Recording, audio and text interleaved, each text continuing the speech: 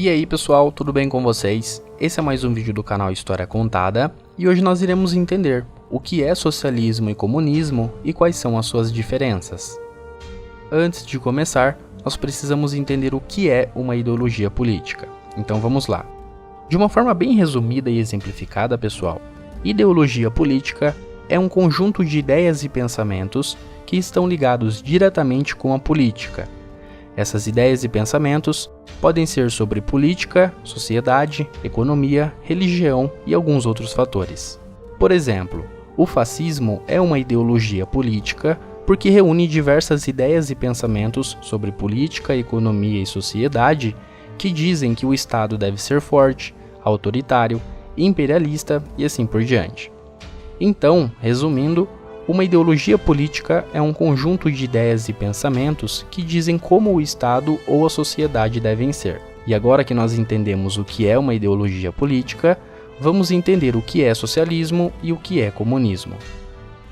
Apesar de terem um nome um pouco parecido e de compartilharem as mesmas ideias e pensamentos políticos, sociais e econômicos, o socialismo e comunismo, de fato, não são a mesma coisa. E para entender essa diferença, vamos descobrir o que Karl Marx afirma em suas teorias.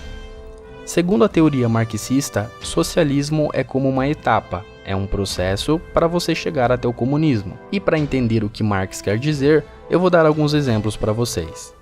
Imaginem um país que não é nem socialista e nem comunista. E nesse país existe um movimento revolucionário liderado pelos proletários, que querem implementar o comunismo. Então, esses revolucionários iniciam uma revolução para chegar até o poder. Lembrando que essa chegada até o poder pode ser através de golpes de Estado ou até mesmo de forma democrática, que no caso do socialismo não foi muito comum até hoje. Bom, continuando. Quando os revolucionários chegarem ao poder, eles irão querer, obviamente, dar início à construção do comunismo naquele país. Só que para construir, ou seja, preparar o país para estabelecer nele o comunismo, deve-se antes impor o socialismo. E é isso que Marx diz através de suas teorias, que para você estabelecer o comunismo, antes você deve estabelecer o socialismo.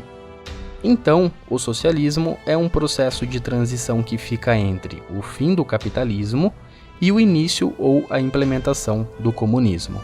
Existe também uma outra diferença, que no caso seria a principal, e que dá mais sentido para a explicação de todo esse processo de transição. A principal diferença entre socialismo e comunismo é que no socialismo o Estado ainda existe, e no comunismo o Estado deixa de existir. Durante o socialismo, o Estado passa a controlar e ter poder sobre tudo.